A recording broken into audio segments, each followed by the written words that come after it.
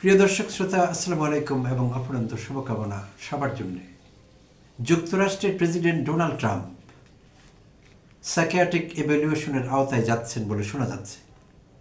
তার খ্যাপাটে কর্মকাণ্ডের জন্যে তার দেশের বিশিষ্টজনেরা, আইন প্রণেতারা, কংগ্রেসম্যানও আছেন, সেখানে সেনেটারও আছেন, তারা প্রস্তাব করেছেন যে অবিলম্বে ডোনাল্ড ট্রাম্পকে সাইকিয়াট্রিক ইভ্যালুয়েশনের আওতায় আনতে হবে, অর্থাৎ তার মানসিক অবস্থা ঠিক আছে কিনা, তিনি মানসিকভাবে সুস্থ আছেন কিনা দায়িত্ব পালনের জন্য। এই দাবিটি জোরালো হয়েছে সম্প্রতি এবং একটি রূপরেখা বোধহয় প্রণয়ন করা হয়েছে।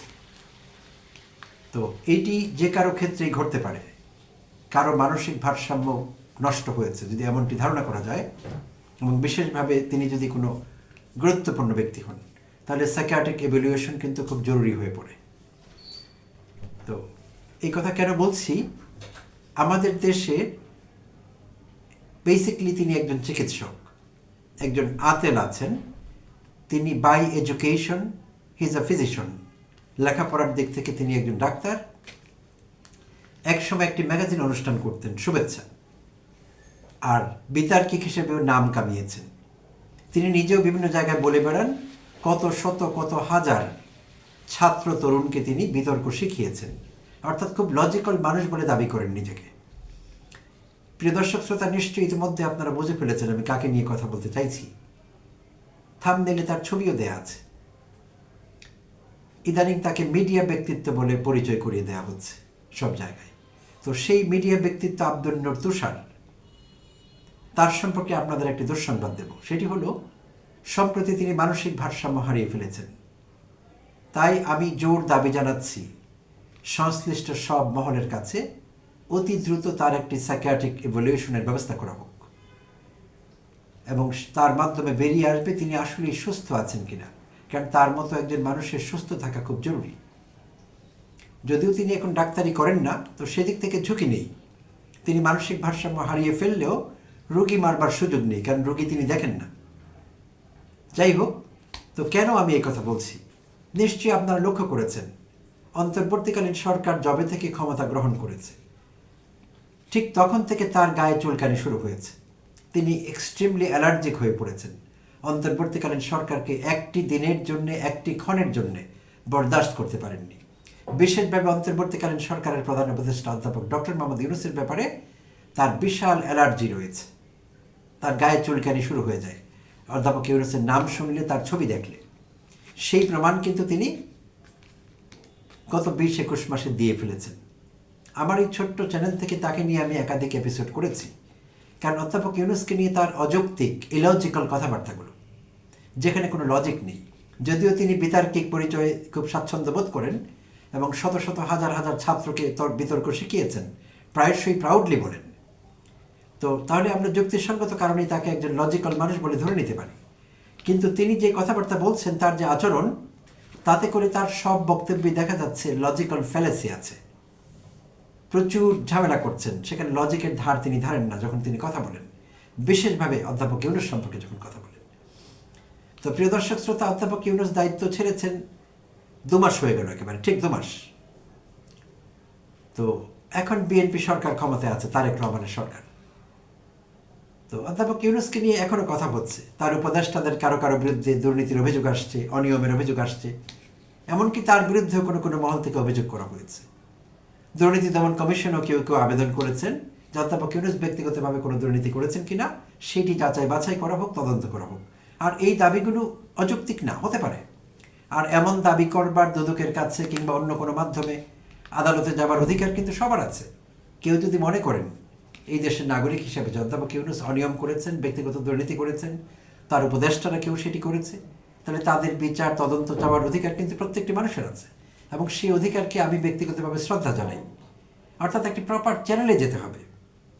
ভার্বালি অধ্যাপক ইউনূসকে এবিউজ না করে তার বিরুদ্ধে আইনগত ব্যবস্থা নেবার দাবি যে কেউ জানাতে পারেন, এবং আব্দুল নূর তুষারও পারেন। তো তিনি সেটির ধার ধারছেন না। তিনি ব্যক্তিগতভাবে ওরালি, মুখে মুখে তাকে এবিউজ করে চলেছেন প্রতিনিয়ত। আর এর আগে তিনি অনেক অযৌক্তিক কথা বলেছেন বিভিন্ন জাতীয় ইস্যুতে, যেটি হাস্যরসের খোরাক জুগিয়েছে অনেকের, এবং তাকে নিয়ে ট্রল করা হচ্ছে, অনেক জায়গায় হয়েছে। সামাজিক যোগাযোগ মাধ্যমে তুচ্ছ তাচ্ছিল্য করছেন লোকেরা তাকে। তো এই সব কিছুর খোরাক কিন্তু তিনিই জুগিয়েছেন। প্রিয় দর্শক, নিশ্চয়ই আপনাদের মনে আছে, এক্সকিউজ মি, কুমিল্লা 4 আসনের সংসদ সদস্য এনসিপি দলীয় হাসনাত আবদুল্লাহ। হাসনাত আবদুল্লাহ খেজুর বিতরণ করছিলেন তার এলাকায়, সরকারি খেজুর। তো তিনি সুস্পষ্ট ঘোষণা দিয়ে কোথায় কোথায় কাকে কাকে কোন এরিয়ায় কত খেজুর বিতরণ করেছেন একটি হিসেব দিয়েছেন। চমৎকার একটি কাজ হয়েছে। প্রথমবার বাংলাদেশে আমরা দেখলাম যে অনেকে হয়তো বলবেন যে খেজুর একটি তুচ্ছ বিষয়। তুচ্ছ বিষয়গুলো ইগনোর করতে করতে দিনের ভোট রাতে চলে গেছে, সেটি আমরা দেখেছি। তো এই দেশের জনগণের, এই দেশের ভোটারদের অধিকার এই বিষয়গুলো ঠিকঠাক মতো পাওয়ার। তো হাসনাত আবদুল্লাহ প্রথমবার লিস্ট করে দেখিয়ে দিলেন যে ঠিকভাবে বিতরণ করা সম্ভব এবং সেটি বিতর্কের ঊর্ধ্বেও রাখা সম্ভব। তার দেখা দেখি এনসিপির আরেক নেতাও করেছিলেন, নারায়ণগঞ্জ অঞ্চলের আরেক এমপি। তো এটি এই দেশের মানুষ প্রশংসা করেছে, হাসনাত আবদুল্লাহকে প্রশংসায় ভাসিয়েছে। তো আব্দুল নূর তুষার তখন এক বিতর্কিত মন্তব্য করেছিলেন যে খেজুরের হিসেব দেয়া মেম্বার অফ পার্লামেন্ট বা সংসদ সদস্যদের কাজ না। তো তখন তুষার বাস্তবতার বাইরে গিয়েছিলেন। বাংলাদেশে যে কোনো ছোট বড় যে কোনো বিষয়ে অনিয়ম হয়, বিশৃঙ্খলা হয়, বিতর্ক হয়, তো সেদিক থেকে খেজুরকে তুচ্ছ ভাববার কোনো কারণ নেই। আর খেজুরকে আমরা একটি উপলক্ষ হিসেবে ধরতে পারি। আর এইভাবে প্রতিটি বড় ছোট বিষয়ে যদি সংসদ সদস্যরা, আমাদের জনপ্রতিনিধিরা জনগণের কাছে দায়বদ্ধ থাকেন, জবাবদিহিতা প্রদর্শন করেন, সেটি আমাদের জন্য ভালো। তো প্রশংসা করতে না পারলে তিনি চুপ থাকবেন, কিন্তু তিনি এই বিষয়টির বৈধতা নিয়ে প্রশ্ন তুলেছেন যে খেজুরের হিসেব দেওয়ার সংসদ সদস্যের কাজ না, এলাকার রাস্তাঘাট করার সংসদ সদস্যের কাজ না, তাও তো তারা করছেন। সেগুলো স্থানীয় সরকারের কাজ। সংসদ সদস্যরা তো বরাবর সারা বছর, বছরের পর বছর এলাকার উন্নয়নমূলক কাজে জড়িত থাকতে পারলে খুশিই হতেন, আর সেগুলোর কারণও তো আমাদের জানা আছে। তো যাই হোক, তখন একবার বিতর্ক তৈরি করলেন খেজুর নিয়ে তুষার। এর বাইরেও নোবেল নিয়ে কথা বলছিলেন। অধ্যাপক ইউনূস নোবেল পেয়েছেন, এতে তার বোধহয় কষ্ট। তো তিনি বলছিলেন যে অধ্যাপক ইউনূস নোবেলের কর মাফ করিয়ে নিয়েছেন, তাহলে সবার নোবেল পাওয়া দরকার, আমাদের এখন চেষ্টা করা দরকার নোবেল পাওয়ার। শ্লেষাত্মক ভঙ্গিতে তুষার এই কথা বলেছিলেন। হাস্যকর বক্তব্য। তো তুষার চেষ্টা করে দেখুক না, আমাদের তো কোনো সমস্যা নেই। মরুদ তার আমরা দেখতে চাই, নোবেল পাওয়ার মরুদ তার আছে কিনা। তো আবার কখনো কখনো এমন কথা বলা হচ্ছে যে অধ্যাপক ইউনূস মার্কিন দালালি করে নোবেল পেয়েছেন। তো তুষার বা অন্য কেউ, খালেদ মহিউদ্দিন, তারা মার্কিন দালালি করুক না, আমরা দেখতে চাই তারা কত বড় দালালি করতে পারেন, দালালি করবার যোগ্যতা তাদের আদৌ আছে কিনা, এবং সেই দালালি তাদের নোবেল পর্যন্ত পৌঁছে দেয় কিনা। আমি তো খুশি হব ব্যক্তিগতভাবে। দালালি করে আব্দুল নূর তুষার, তারপর খালিদ মহিউদ্দিন, তারা যদি নোবেল আনতে পারেন আমাদের জন্য, আমরা তো খুশি হব, গলায় মালা দেব। তো যাই হোক, এরকম কথাই তুষার সাম্প্রতিক সময় বলছিলেন। আর গতকাল নিশ্চয়ই আপনারা অনেকে লক্ষ্য করেছেন, একটি ফটো কার্ড আমার নজরে এসেছে, কালের কণ্ঠের ফটো কার্ড। তো কালের কণ্ঠ আবার তুষারকে খুব হাইলাইট করছে বহুদিন থেকে। যারাই অন্তর্বর্তীকালীন সরকারের বিরোধিতা করবে, বিশেষভাবে অধ্যাপক ইউনূসের বিরোধিতা করবে, কালের কণ্ঠ তাদের সঙ্গে আছেন। কালের কণ্ঠ কর্তৃপক্ষ তথা বসুন্ধরা গ্রুপ। প্রিয় দর্শক শ্রোতা, সেই বেদনাও আমরা জানি, বসুন্ধরা গ্রুপের বেদনা। তবে অধ্যাপক ইউনূস বোধহয় ছাড় বেশি দিয়ে দিয়েছিলেন, সেই প্রতিফল এখন তিনি পাচ্ছেন, বা তার অন্তর্বর্তীকালীন সরকারের উপদেষ্টারা পাচ্ছেন। 1/11-এর সময় বসুন্ধরার কর্তৃপক্ষকে দেশে থাকতে দেয়নি তারা। তো অধ্যাপক ইউনূস এমন কিছু করেননি। তার বিরুদ্ধে অসংখ্যবার খিস্তি খেউর করার পরও, তাকে ডিফেম করার পরও কোনো উচ্চবাচ্য তিনি করেননি। তো সেটি বোধহয় কারণ ছিল। তো বসুন্ধরা গ্রুপের কালের কণ্ঠ উঠে পড়ে লেগেছে অধ্যাপক ইউনূসকে ডিমিন করবার জন্য। একের পর এক নেতিবাচক ফটো কার্ড ছাপিয়ে চলেছে। শুধু তুষার না, এখানে গোলাম মাওলা রনিকে দেখা যাচ্ছে প্যান প্যান ঘ্যান ঘ্যান করে কি যে বলছেন, আগের সেন্টেন্সের সঙ্গে পরেরটির মিল নেই। আর বাংলার কথা তো বললামই না, বলে লাভ নেই, কোন ভাষায় কোন অঞ্চলের ভাষায় কথা বলছেন জানি না। তো তিনিও সারাক্ষণ অধ্যাপক ইউনূসের বিরুদ্ধে নেতিবাচক কথা বলে যাচ্ছেন। তখনও বলেছেন ক্ষমতায় থাকাকালীন সময়, এখনও বলে যাচ্ছেন। জেল থেকে বেরিয়ে আনিস আলমগীর প্রতিনিয়ত খিস্তি খেউর করে যাচ্ছেন, একজন প্রচণ্ড রকমের মিথ্যাবাদী। তিনি পরিষ্কার মিডিয়াতে বলেছিলেন যে 2 কোটি আওয়ামী লীগের নাকি বাংলাদেশে ঘরে থাকতে পারে না অধ্যাপক ইউনূসের জন্য, অন্তর্বর্তীকালীন সরকারের জন্য। আমার এলাকার কথা বলতে পারি, একজন আওয়ামী লীগের তো বাড়ির বাইরে ছিলেন না, সবাই বাড়িতেই ছিলেন। কারণ তারা যাবেন কোথায়, তারা তো আমাদেরই লোক।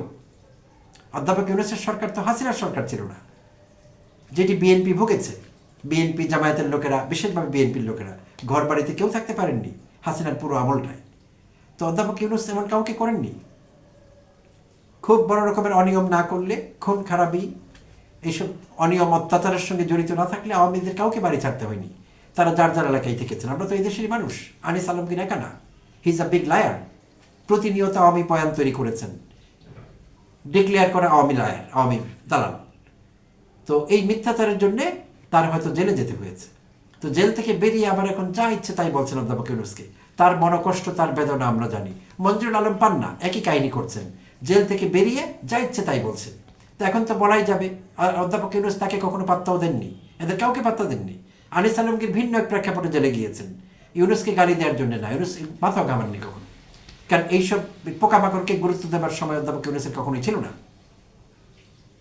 আচ্ছা, তো এখন গতকালকে ফটো কার্ডের কথা বলছিলাম।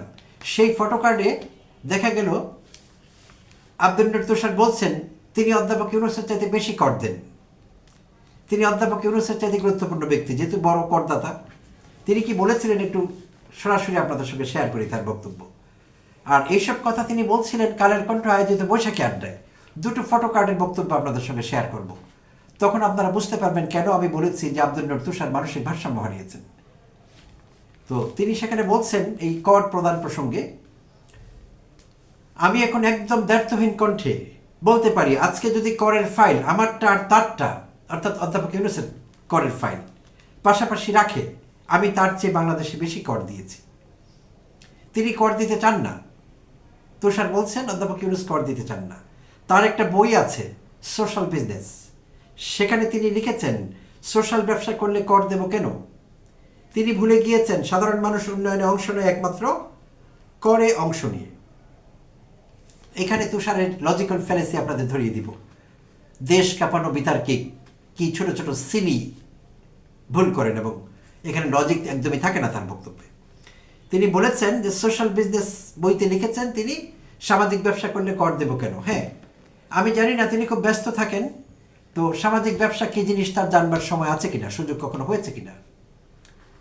তো সামাজিক ব্যবসাগুলো কিন্তু মূলত নন ডিভিডেন্ড কোম্পানি, অর্থাৎ সেই কোম্পানি থেকে কোম্পানি যারা প্রতিষ্ঠা করেন ফাউন্ডাররা প্রফিট নেন না, ইনভেস্টমেন্ট ফ্রি পেতে পারেন চাইলে।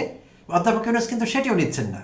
তার সামাজিক ব্যবসার যে কোম্পানিগুলো একটি দিয়ে আরেকটি খোলা হচ্ছে, একটি থেকে প্রফিট হচ্ছে, সেই টাকা আবার রিইনভেস্টেড হচ্ছে। তিনি ব্যক্তিগত প্রফিট নেন না, গ্রামীণ ব্যাংক থেকেও তিনি প্রফিট নেন না। এটি অনেকের জানা নেই। গ্রামীণ ব্যাংক নিয়ে যারা কাহিনী বানান, অধ্যাপক ইউনূসকে ছোট করেন, সুদখোর, রক্তচোষা এসব বলেন, তারা হয় বাটপার, না হলে তারা মূর্খ, ইগনোরেন্ট।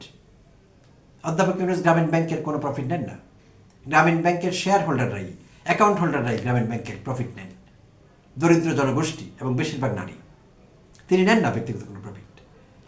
তো তুষার বলছেন যে সোশ্যাল বিজনেসে তিনি বলেছেন যে তিনি সোশ্যাল বিজনেস করলে কর কেন দেবো, তাই তো?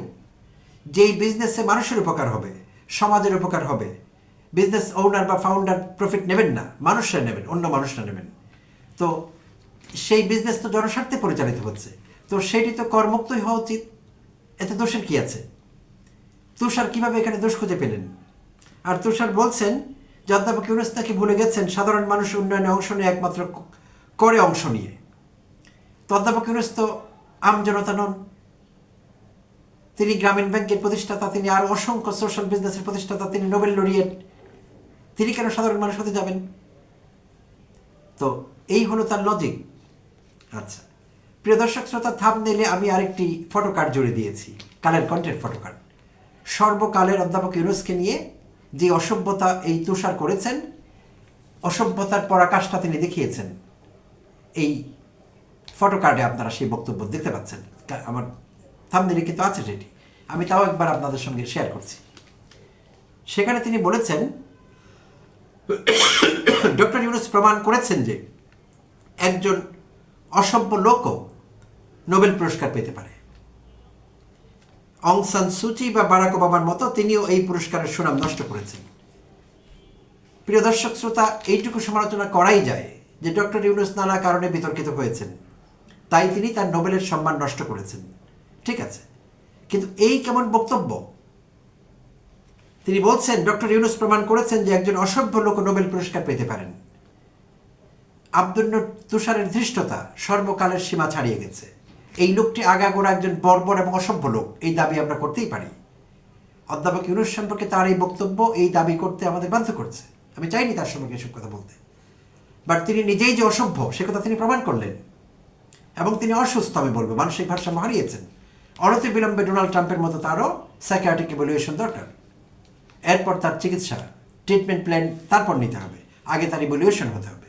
কোন পর্যায়ে তিনি আছেন, তার মানসিক ভারসাম্যহীনতা কোন পর্যায়ে আছে সেটি আগে যাচাই করতে হবে। তো এইটি গ্রহণযোগ্য না, এমন কথা অধ্যাপক ইউনূস সম্পর্কে বলা যায় না। আমি আবারও বলছি, প্রিয় দর্শক শ্রোতা, আমি সম্প্রতি আমার এক এপিসোডে বলেছি যে অধ্যাপক ইউনূস সম্পর্কে যেসব অভিযোগগুলো উঠছে, বিএনপি সরকার যদি আন্তরিক হয়, বিএনপি সরকারের যদি সেই সৎসাহস থাকে, অধ্যাপক ইউনূসকে সংসদে ডাকতে পারে, একটি সংসদীয় শুনানি হতে পারে, সেখানে তিনি ফিজিক্যালি প্রেজেন্ট থাকবেন এবং তার বিরুদ্ধে আনিত অভিযোগগুলোর বিষয়ে তিনি উত্তর দেবেন, প্রশ্নের উত্তর দেবেন, এরকম একটি ব্যবস্থা থাকতে পারে। এবং এটি যদি হয় আমি খুশি হব। অধ্যাপক ইউনূস জবাব দেবেন, যাদের প্রশ্ন করা দরকার তাকে তারা প্রশ্ন করবেন, তিনি কোন কোন জায়গায় অনিয়ম করেছেন, কোন কোন জায়গায় আইনের ব্যত্যয় ঘটিয়েছেন, কোথায় কোথায় দুর্নীতি করিয়েছেন, সেই তথ্য প্রমাণ ভিত্তিক জিজ্ঞাসাবাদ তাকে করা যেতে পারে, একটি শুনানি হতে পারে, সংসদীয় শুনানি, এবং তিনি সেখানে ব্যক্তিগতভাবে হাজির থাকতে পারেন। এটি চাইলে বিএনপি সরকার করতে পারে, বা এই দাবি জনগণের পক্ষ থেকে উঠতে পারে, এবং সেটি হলে দোষের কিছু নেই। তো বাট এইভাবে ব্যক্তিগতভাবে আক্রমণ করা, তাকে ছোট করা, তার নোবেল নিয়ে টানাটানি করা, এটি চরম মূর্খতা, এবং ধান্দাবাজ লোক ছাড়া আর কেউ এটি করতে পারে না, এবং এটি কোনোভাবে গ্রহণযোগ্য না। প্রিয় দর্শক শ্রোতার সঙ্গে থাকবার জন্য এবং আমাকে এতক্ষণ সহ্য করবার জন্য অনেক অনেক ধন্যবাদ এবং কৃতজ্ঞতা জানবেন।